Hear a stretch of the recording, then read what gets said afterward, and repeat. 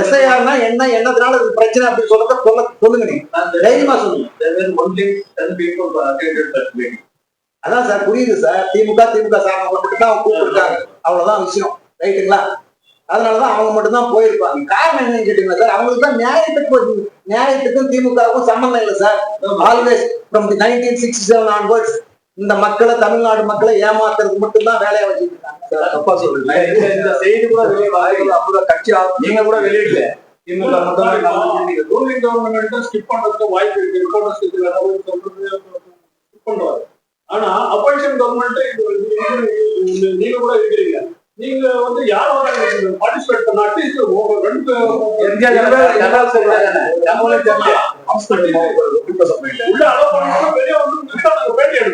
அடுத்த முறை நிச்சயமா உங்களுக்கு தகவல் சொல்லுவோம். இதை இந்த மாதிரி கூப்பிட்டு எழுதுனா தகவல் மட்டும் வரும், முறைப்படி வரும்.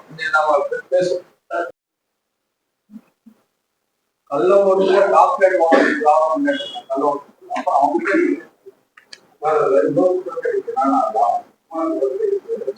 காலகாலமா இது வந்து மட்டும்தான் இருக்கு. 10 வருஷத்துக்கு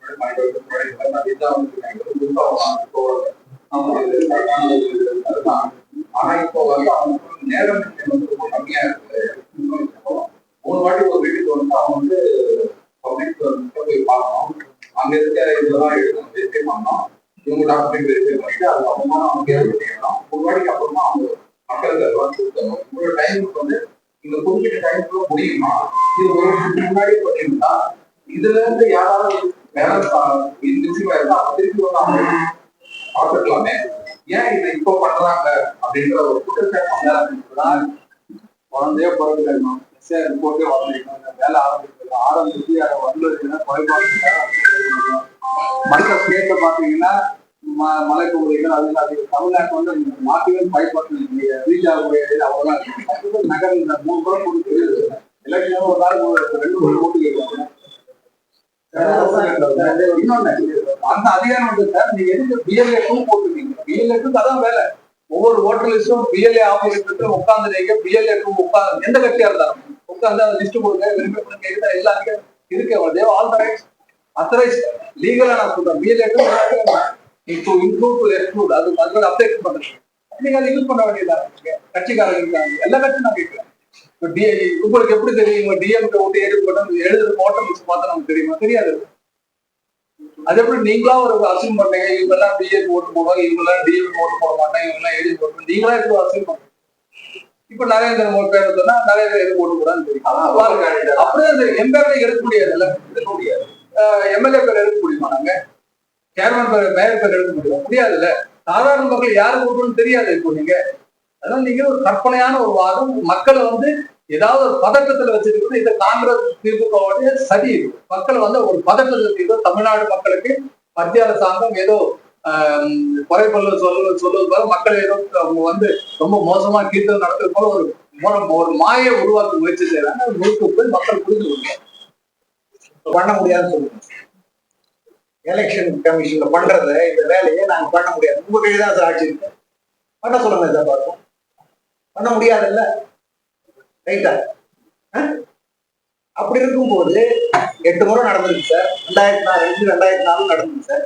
இதுல ஒன்றும் புதுசா இல்லை, பழசுதான் நடந்துட்டு இருக்கிறது தான். இதை எதிர்க்கிறது தான் திமுக. தொடர்ந்து புரியுதுங்களா? அதுதானே தவிர சரியான தகவல் மக்களுக்கு, அதான் மக்களை திசை திருப்பது மட்டுமே குறிக்கோள், வேற ஒண்ணுமே இல்லை. திமுகவுடைய வேலை என்ன? மக்களை ஏமாத்துறது, தமிழ்நாடு மக்களை ஏமாத்துறது, தமிழ்நாடு மக்களுக்கு துரோகம் பண்றது. சரிங்களா? இதை தவிர இவ்வளவு இதோட பச்சையா சொல்றது வேற வார்த்தை இல்லை.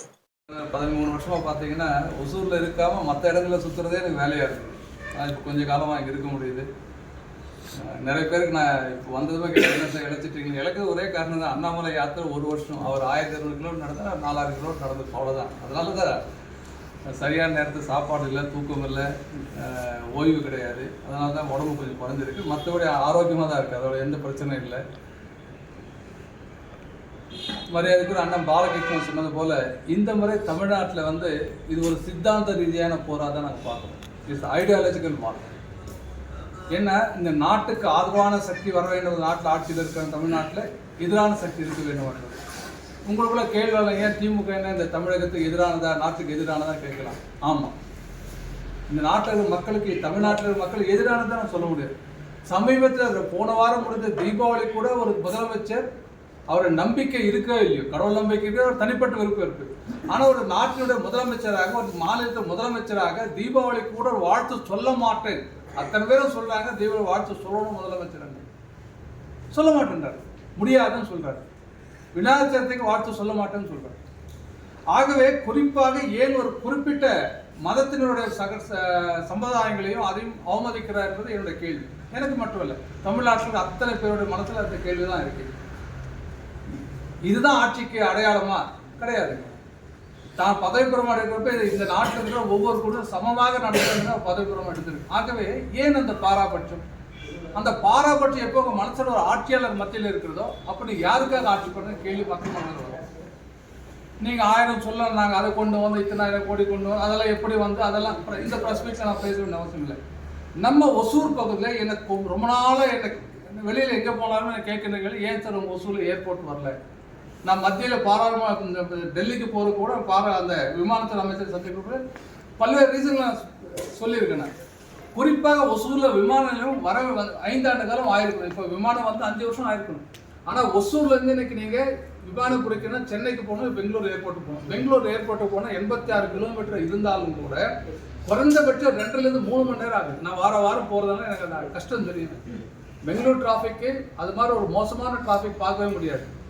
ஏன்னா அங்கே அதை கட்டுப்படுத்துகிற அரசாங்கம், கையால் ஆகாத அரசாங்கம், காங்கிரஸ் அரசாங்கம், அதுக்கு ஒன்றுமே தெரியல. எப்படி ஹேண்டில் பண்ணுற டிராஃபிக் ஜாம் எப்படி ஹேண்டில் பண்ணுறது தெரியாத ஒரு அரசாங்கம் இருந்து கொண்டு இருக்கிறது. அது விட்டுருக்கு, அது கர்நாடகா சப்ஜெக்ட். ஆனால் ஒசூர் மக்கள், நாங்கள் ஒசூரில் இந்த இடத்துல தொழில் பண்ணுற காரணத்திற்காக, இந்த இடத்துல பிறந்த காரணத்தில், இந்த இடத்துல வாழுகின்ற காரணத்திற்காக ஒரு விமான நிலையம் செல்வது இவ்வளோ கஷ்டம் இருக்கணுமா? தேவையில்லை. அப்போ உங்கள் மனசு அடுத்து என்ன சார் பண்ணலாம்? அவங்க தான் 2 இடத்துல 3 இடத்துல சொல்லிட்டு இருக்காங்களே. சூளகிரி பக்கம் சொன்னாங்க, உத்தனப்பள்ளி பக்கம் சொன்னாங்க, பேரிகை பக்கம் சொல்லிட்டு இருக்காங்க. ஆனால் இந்த ஒசூரில் ஏற்கனவே ஒரு விமானம் ஓடுதலும் இருக்குங்க, ஒரு ரன்வே இருக்குங்க.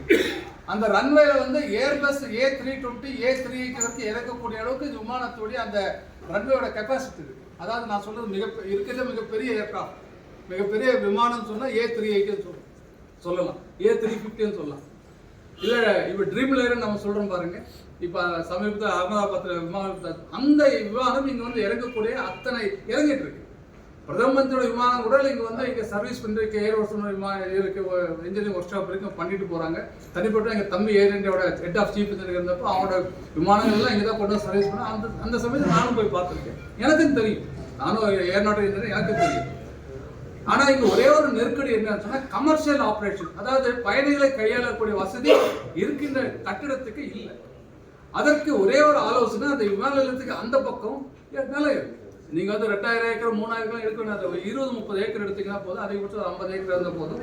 அதுக்கு ஒரு வழி வேணும். இப்போ இருக்கிற வழி வேலை கொண்டு போகிறது ஒரு பாட்டில் நெக் மாதிரி இருக்கு. பாட்டில் நெக் உங்களுக்கு புரியும், ரொம்ப குறுகிய வழி. ஒரு கார் எதில் போனால் இன்னொரு கார் நீங்கள் தெரியும். இப்போ கூட விமான சமீபத்தில் முதலமைச்சர் வந்தப்போ நீங்களாம் போயிருப்பீங்க.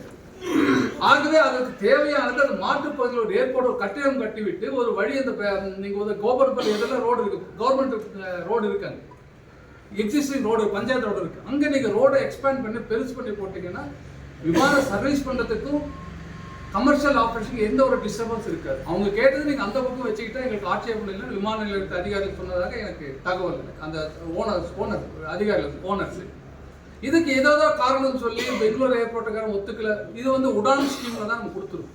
உடான் ஸ்கீம் என்றது சின்ன சின்ன சிறு நகரங்களுக்கு, இப்போ சேலம் உடான் ஸ்கீம்ல இருக்கு, வேலூர் உடான் ஸ்கீம்ல இருக்கு, தூத்துக்குடி உடான் ஸ்கீம்ல இல்லை, அது இப்போ மாறி இருக்கு. தஞ்சாவூர் இப்போ கொண்டு வந்து, அது மாதிரி சின்ன சின்ன நகரங்கள்ல சிறிய வகை விமானங்கள், அந்த 72 சீட் ATRன்னு சொல்லுவாங்க, அந்த சின்ன விமானம் வர்றதுக்கு இங்க எல்லா பெங்களூர் ஏர்போர்ட்டா தான் இருக்கு. அதுக்கு அப்ஜெக்ஷன் சொல்ல முடியாது. சொன்னாலும் மத்திய அரசாங்கம் அதுக்கு அனுமதி வாங்க தயார். ஆனால் பெரிய விமானங்கள் வர்றதுக்கு ஆட்சேபனை இருக்கு. அதுக்கு ஏற்கனவே போட்ட அக்ரிமெண்ட் அது இருக்கு.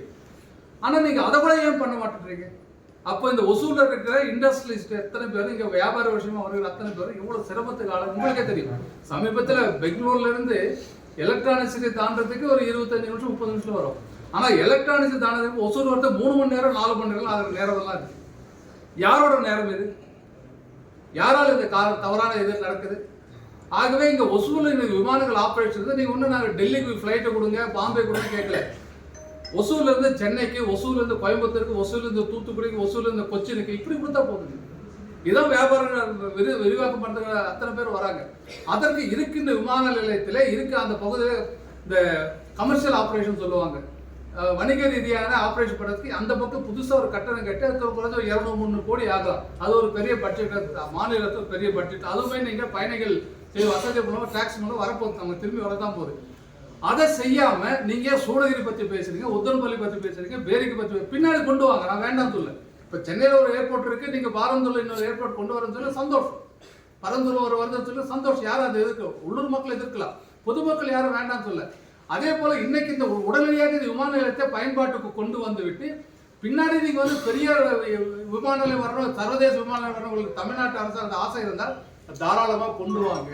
ஆனா அதை விட்டுவிட்டு கையில நெய்ய வச்சுக்கிட்டு வெண்ணெய் கலந்த கதையா இன்னைக்கு தமிழக அரசாங்கம் கண்ணை மூடிக்கொண்டு திறந்து பார்க்காமல் இந்த விமான நிலையத்தை பயன்பாட்டுக்கு கொண்டு வராமல் இருப்பது ஒசூர் மக்களுக்கும் ஒசூரை சுற்றி இருக்கிற மக்களுக்கும், இன்னும் சொல்ல போனா இந்த விமானம் தொடங்கப்பட்ட எலக்ட்ரானிக்ஸ் இருக்கிற அத்தனை பேரோட இன்னும் வந்து விமான நிலையம் தயாரா இருக்கு. இதை பயன்படுத்து. இது ஒரே ஒரு எக்ஸாம்பிள் தான் நான் சொல்லுவேன். இது ஒரே ஒரு எக்ஸாம்பிள். இப்போ டாடா எலக்ட்ரானிக்ஸ் வந்திருக்கு, லட்சக்கணக்கான ஆட்கள் வேலை பார்க்குறாங்க. ஆகவே இங்க எந்த அளவுக்கு மக்கள் வந்து அந்த அளவுக்கு எக்ஸ்பான்ஷன் உண்ட திட்டங்கள் இங்க வரணும். அந்த ஆக்டிவிட்டிஸ் இங்க ரொம்ப குறைவா இருக்கிற காரணத்தினால உள்ளூர் எம்எல்ஏ அதை பத்தி கவலைப்படுறது, ஆளுங்கட்சி எம்எல்ஏ அவர் நடத்த என்ன வேணா பண்ணிருக்கலாம். அவர் சண்டை போட்டு தான் இன்னைக்கு விமானத்தை கொண்டு வந்திருக்க முடியும். ஆனா ஏன் சண்டை போடுறதுன்னு தெரியல, எனக்கு புரிய மாட்டேன். அந்த விஷயம் புரியலையா, அவங்களுக்கு தெரியலையா, இல்ல செய்ய வேண்டாம் என்ன சொல்றேன். ஏன்னா ஒரு எம்எல்ஏ என்ற மக்களுடைய பிரதிநிதி, தன்னுடைய அரசாங்கம் ஆளுகின்ற அரசாங்கம் இருந்தாலும் கூட அரசாங்கத்திலேயே எதிர்கட்சியாக இருந்தால் சண்டை போடலாம், ஆளுங்கட்சியாக கொடுத்தா நடக்க போகுது வேலை, அது ஏன் கொடுக்க மாட்டாங்க என்னுடைய கேள்வி. ஆகவே இப்படிப்பட்ட எம்எல்ஏக்கள் இங்க வெற்றி பெற்று என்ன பிரயோஜனம் மக்களுக்கு? நீங்க எந்த வகையிலும் மக்களுக்கு பிரயோஜனப்படாத, எந்த ஒரு வகையிலும் பிரயோஜனப்படாத ஆட்சி பிரயோஜனம் மக்கள் பிரதி இந்த இடத்துல இருப்பதால் நமக்கு எந்த விதமான பொதுமக்களுக்கு நன்மை இல்லை. பாரதிய ஜனதா கட்சி ஆட்சிக்கு வர நோக்கம் இல்லை, அந்த அரசியலுக்கு ஆதரவு நோக்கம் பாரதிய ஜனதா கட்சி ஆட்சி பண்ணணும் இல்லை. இந்த அரசாங்கத்துடைய திட்டங்கள், அது மாநில அரசாங்கம் மத்திய அரசாங்கம் 2 அரசாங்கங்களும் செய்கின்ற அத்தனை திட்டங்களும் இந்த நாட்டுடைய குடிமகனுக்கும் சேர வேண்டும், கடைசி குடிமகனுக்கும் அந்த திட்டங்கள் சேரும். அதான் நோக்கம். அது நீங்க நடந்து கொண்டிருக்க மத்திய அரசாங்கம் நடந்து கொண்டு. ஆகவே தமிழகத்தில் கூட ஆட்சி மாற்றம் நிச்சயம் வர வேண்டும், வந்தே தீரும், வரத்தான் போகிறது. அந்த ஆட்சி மாற்றம் வருகின்ற பொழுது பாரதிய ஜனதா கட்சி அந்த கூட்டணி, தேசிய ஜனதா கூட்டணி இந்த மாவட்டத்திற்கு 6 சட்டமன்ற தொகுதிகள், நம்ம மாவட்டம் கிருஷ்ணகிரி மேற்கு மாவட்டமாக கட்சி ரீதியாக பிரிச்சிருக்கு, அமைப்பு ரீதியாக பிரிச்சிருக்கு. இந்த வேப்பனப்பள்ளி, ஒசூர், தளி இந்த 3 தொகுதிகளும் தேசிய ஜனநாயக கூட்டணி தான் போட்டி போட்டு வெற்றி பெற போகுது. எந்த கட்சி எந்த தொகுதியில் போட்டு அதை பற்றியெல்லாம் நமக்கு கவலை இல்லை.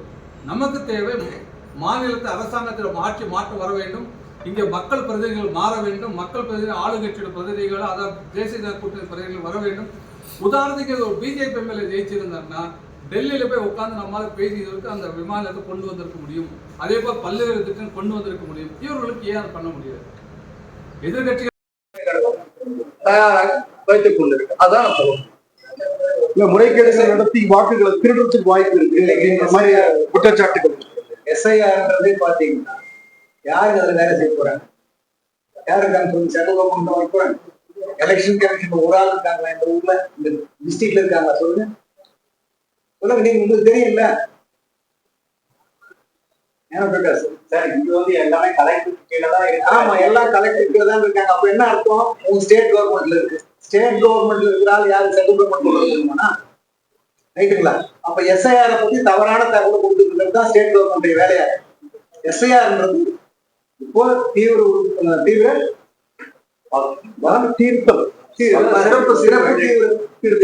திருத்தம் பண்றாங்க.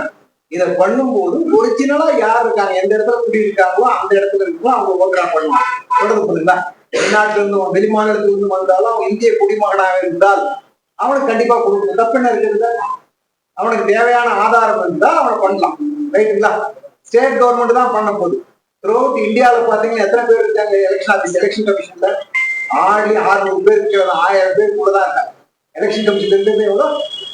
எந்த ஸ்டேட்டா இருந்தாலும் சரி, ஸ்டேட் கவர்மெண்டே வேலை. ஸ்டேட் கவர்மெண்ட் ஏன் அதை பார்த்து பயப்படணும்? ஸ்டேட் கவர்மெண்ட்டுக்கு என்ன பயம்? அதுல எஸ்ஐஆர் வர்றதுனால என்ன அவங்களுக்கு தொந்தரவு? யார் பண்ண போறாங்க? இங்க இருக்க வாத்தியார் பண்ண போறாங்க, ரெவன்யூ டிபார்ட்மெண்ட் பண்ண போறாங்க, இப்படிதான் எடுத்து பண்ண போறாங்க. அப்படி இருக்கும்போது உங்களுக்கு எதிராக பண்ணுவோம். எதிராக எப்படி பண்ண முடியும்? பண்ண முடியாது. ரைட்டுங்களா? ஒரு நியாயமான வேலை நடக்குதுன்னு சொன்னா அது எதுக்குதான் திமுக.